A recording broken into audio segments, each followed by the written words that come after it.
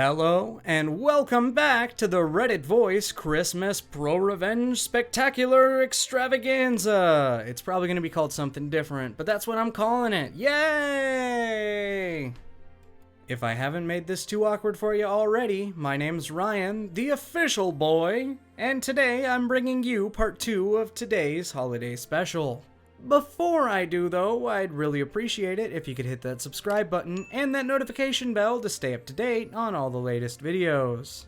Merry Christmas! I quit. Quite a few years ago, I moved into a house with a few of my best friends. One of my friends got me a job with her at the local gas station within walking distance of our house, and I thought it was a pretty set with my new arrangement. Living with my best friends, able to walk to work in a job that should have been one of the easiest positions I've ever held. That is, until I met my coworker, Jane.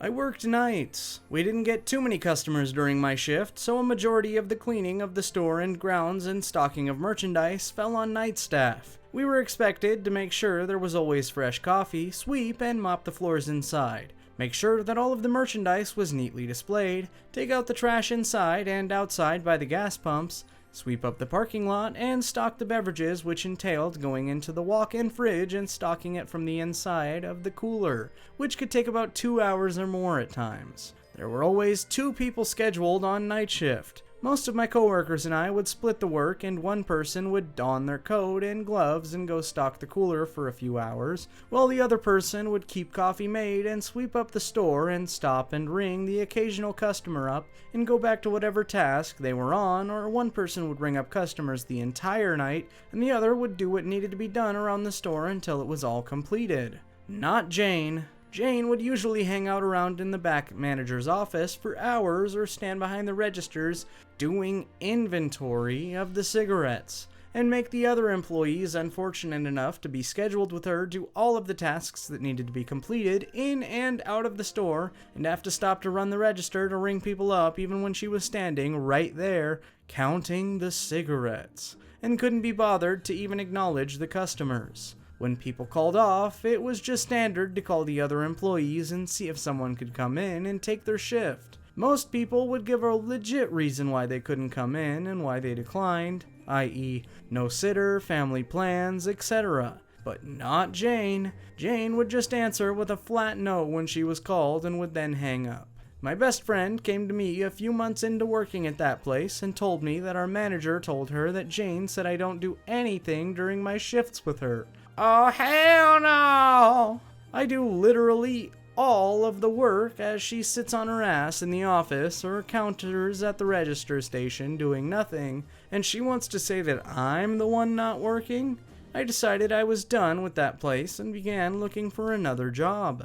Jane fancied herself the second in command in our store under the manager. Now mind you, we didn't have an assistant manager with that gas station chain. There was only a manager, and there were supposed to be a few shift leads who didn't really have any power. Just a few additional tasks to complete during the shifts that they were scheduled as a lead for. Inventory, ordering stock, etc. Jane was not actually a shift lead, but she was able to do most of the tasks that the shift lead did, and acted like that came with power that it didn't. She was supposedly undergoing training classes to be a lead, and officially would walk around on her shift with a clipboard and make little notes about things that could be improved on in our store. One of her improvements was that everyone during their shift should do 1 hour stocking the cooler so that it didn't fall on one person doing it for 2 or more hours on night shifts. Stocking the cooler meant having to be in temperatures below 40 degrees the entire time, and was not a favorite task for anyone who worked there.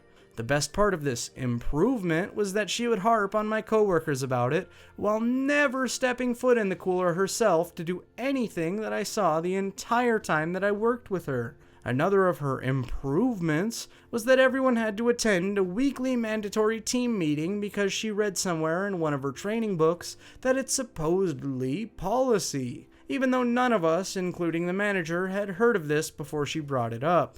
These team meetings were universally hated and completely useless. No one wanted to go to the store for 20 minutes of pay at a time. They'd otherwise be off of work for, and there was literally nothing of value that was ever discussed during them, because we worked at a gas station, and there wasn't much to go over that we didn't already know. The meetings were just a show of power by Jane where she could go over her clipboard and force people to listen to her stupid observations and suggestions. Or so I was told. I missed the one meeting that was scheduled while I still worked there, as I told them I had a doctor's appointment already scheduled, but in reality, I was going to an interview. I came to work my shift at the gas station after receiving a call earlier in the day that said I had passed my background check and employment verification and was now offered the job that I had been seeking. I asked my shift lead how to put in my 2 weeks notice, and she smiled and asked who I'd be working with on my last day. Jane! She asked if I had already officially had the job, and I confirmed that I did and that all of my background checks were complete. She then asked me if I really wanted to put in my 2 weeks notice, and I got her drift and told her never mind. On the shift before my last shift, I put Jane's clipboard on top of a large cabinet in the manager's office. I'm tall and it was easy to see and reach for me, but would not be for short Jane. I didn't think much of it, and it was just supposed to throw her off for a few minutes until she located it easily and moved on with her day. I quickly forgot that I even did it. My last day was Christmas. I was scheduled as a split shift from 7 to 10 p.m. I was scheduled with my best friend. My best friend was scheduled to get off at 10, and Jane was to come in and work her normal night shift from 10 to 6. I came in at 7 and worked as I normally would and had a fun time clowning with my best friend when we had a rare moment of downtown being Christmas Day. There wasn't really anything else but what was open, so we were swamped as a result. My best friend left at exactly 10, but took a few minutes for Jane to arrive. Jane walked into the store and I came from behind the register and walked up to her and said, "Merry Christmas!" I quit and started to walk around her to leave the store. She stood there in the entryway looking shook until she finally said, "You're kidding, right?" And I laughed and told her that it would not be a Merry Christmas for me if I was kidding, and then left for her to run the store on her own on one of the busiest nights of the year. My best friend filled me in on what happened when I left. She went through the phone list calling everyone to see if they would come in to work my shift, and every single person gave a simple no and hung up on her. She was left to run the store on her own for quite some time before the manager showed up to assist her. The next team meeting that she had after I left, she couldn't find her clipboard and had a meltdown in front of all of the other employees as they stood there looking at the clipboard still on the cabinet where I left it. She couldn't see, but they could, and they didn't feel the need to point it out. They ended up getting to go home without doing the meeting because she couldn't find her notes, and they stopped doing meetings shortly after that. Now, before you start feeling sorry for my manager having to lose time with his people on Christmas Day to clean up the mess from my revenge, keep in mind that he has access to video recordings of every inch of the store and outside grounds and could easily verify how much work I was doing during my shifts before he felt the need to insult my work ethic to my best friend based solely on the lie of one person. I'm actually glad that he was caught up in my wonderful revenge, truth be told. I couldn't have planned it any better. I still smile broadly every time I think of this memory or walk into that chain of gas stations. TLDR, my coworker made me do all of the work when we were scheduled together. She also lied to our manager and said that I did nothing on my shifts, so I quit at the start of her shift and left her to do all of the work by herself on the busiest year of the day, Christmas Day. Busiest year of the day? I am getting tired. Edit. I'm getting a lot of flack for posting in ProRevenge. The only rule that I saw when posting here was that I had to go out of my way for the revenge. I figured I did by leaving my family gathering to work on Christmas Day that I otherwise would have not had to work to enact my revenge. A 3-hour shift on Christmas when you plan to quit anyway is hardly worth it to anyone, but I sacrificed the end of my family festivities to be able to see the look on her face when I walked out and left her to actually do the job that she normally pushes onto others. And every other shift lead was able to complete the jobs tasked with their fellow co-workers scheduled and do inventory if the day called for it. Jane just didn't do her job. She wasn't even really doing inventory. I was told the manager and first shift came in and really handled it by my best friend who worked first shifts. Jane was using that as an excuse to do nothing.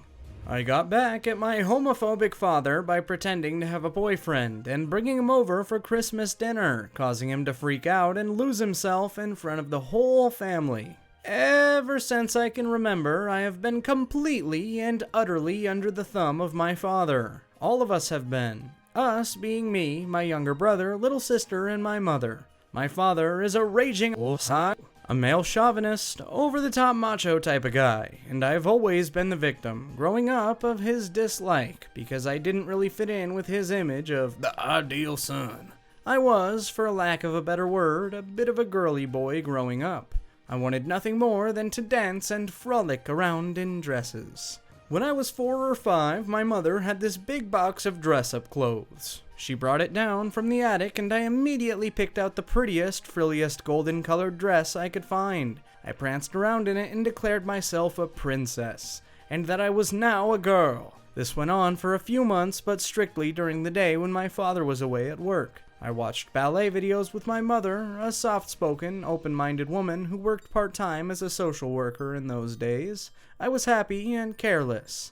My father was, and is, an authoritarian figure. Had himself legally emancipated at an early age just so he could join the army ahead of time. After 3 years in the army, he left as a lower-level officer and started a career as a seaman. He was a captain when he and my mother had met and had me. Later, he left his naval career and became a traveling salesman. Think Don Draper if Don Draper was a 6'4" Western European man with curly graying hair and piercing blue eyes. I've always found him incredibly intimidating, and I think my mother did too. Anyway, long story short, he came home early one day. He saw me in my dress and told me in an icy cold voice, "Go and take that off. After you take it off, go sit on the sofa." So I took it off, little hands trembling, and next he summoned my mother into the room, demanded to know what the hell she had been doing to his boy.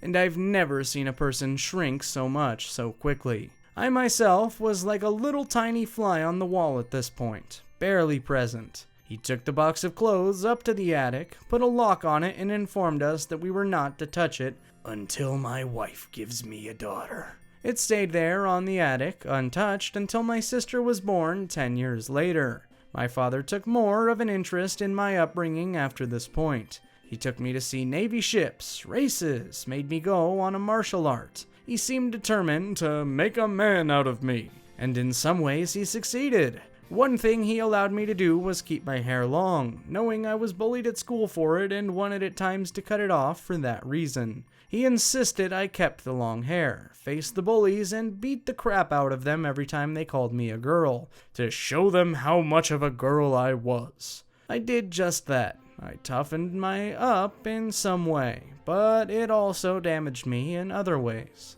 By the time I went to college, I had grown into a pretty normal dude. I wasn't gay, I wasn't even a cross-dresser, although deep down inside I still had those urges. I tried desperately to fit in and be what he wanted me to be, but I also grew more and more resentful. In college, I made a lot of different friends, including some guys I met in an acting class we both took. One of them was pretty much your typical flaming and fabulous type of guy. He was an over-the-top gay as my father was an over-the-top straight. I told him one night when we were drinking about my upbringing and my terrible father. And my friend, let's call him Paul, suggested I should get back at him. I asked him how. Basically, why not pretend like I was gay? But not just say it over the phone or something, or even to my father's face in person. No, much better. I'd hint for weeks in advance about having met somebody and being in a relationship. I'd say it was a girl. I would ask if I could bring Paula over for dinner. At Christmas, when the whole family would be there, and I'd arrive at the house with Paul instead. So I did exactly that. I went to the house, and at Christmas, dressed to the nines, I told my father and mother that Paula was caught up and she's about to come. I'll just open the door. So I sat down with my family, cousins, uncles, and aunts. My grandparents, just as conservative as my father. Waited a while, heard the door, and rushed to open it. Walked into the living room where everyone was gathered and introduced Paul, my boyfriend. I've never seen a room go so quiet. People literally gasped for air. My sister, brother, and mother looked both scared and amused, but everyone else was in shock. My father seething, he just completely lost it. Right in front of everyone, veins bulging in his neck from the point where they looked like they were about to pop. He told me to leave, ordered me essentially. My grandparents urged him not to make a scene, but he made one.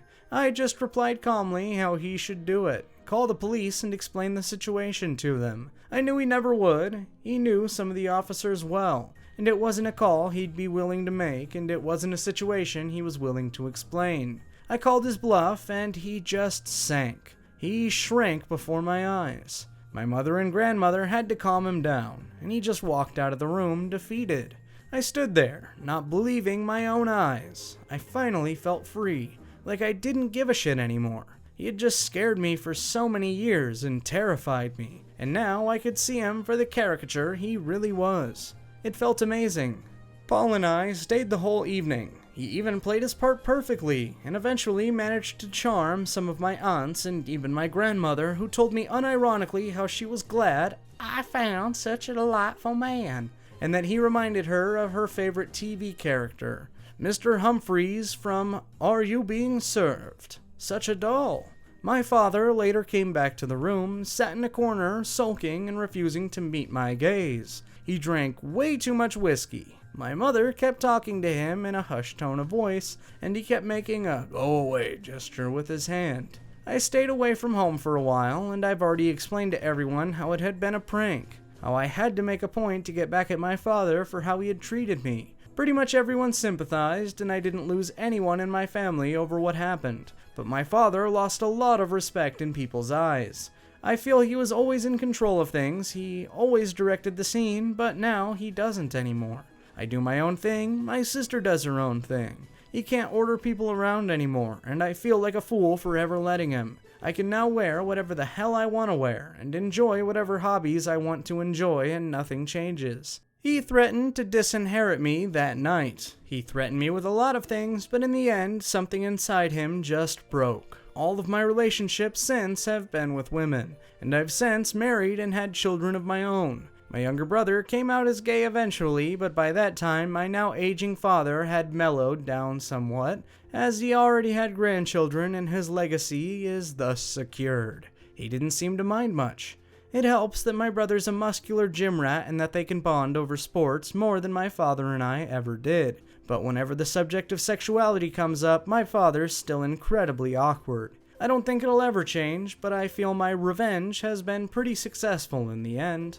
Christmas gift from Grandpa. I know a guy that has done this every year for more than a decade. It started when some dick broke into the cab of his truck and stole Christmas gifts that he had bought at the mall. If I remember correctly, he had to make 2 trips and some jerk saw him go back into the store and busted his window. It was a long time ago and I'm not positive of the details of the original event. He started this tradition 10 years ago, the day after his truck was broken into, right around December 23rd. He does this at the same mall every year. He gets a big box, big enough to just barely fit into the backseat of most cars. This takes a while to find.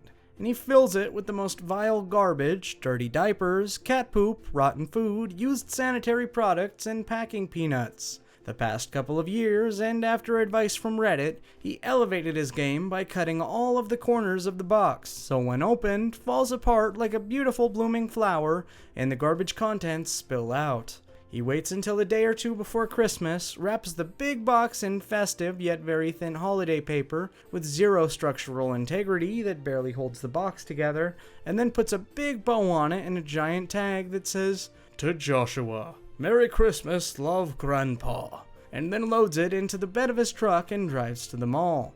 Every year, it's stolen within minutes.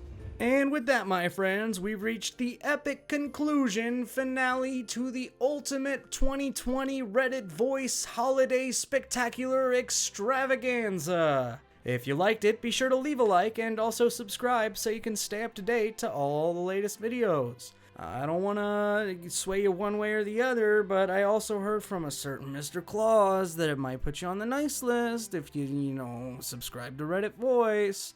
So, do that. Now. Okay, bye.